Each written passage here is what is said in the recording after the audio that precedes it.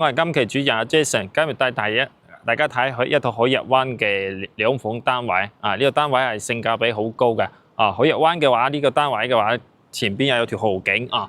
呢條嘅燈嘅話，晚上就開就好光嘅，好晚上喺呢邊行下都幾舒服噶。菜市場就喺對面嗰度行過就幾分鐘就行得到啦。哦，坐車啊，各方面食嘢都好方便嘅啊！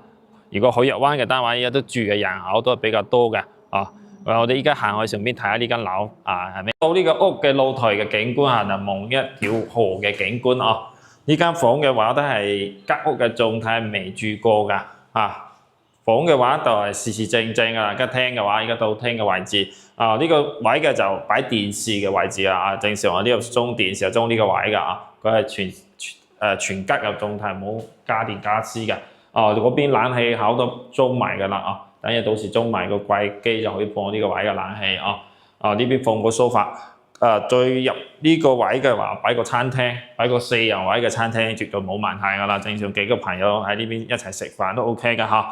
我哋再行係入邊呢邊睇下呢個房間嘅情況。佢房間係同嗰個露台嘅景觀係一模一樣嘅啊！呢間房居都係係幾開揚嘅，依家睇下呢個房都唔使開單嘅哦。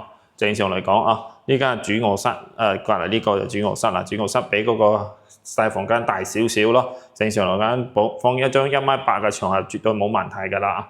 呢間係廁所嘅位，廁所嘅話，佢呢個係冇整咗間公室翻嚟，正常可以自己整嘅啊。呢個位置呢隔離呢度係廚房啦。廚房嘅話都係帶個細露台仔，嗰邊係一個餸嘅面積哦。佢對管道煤氣都係通到屋企嘅啦，到時中個標免費中標就可以用煤氣嘅啦啊！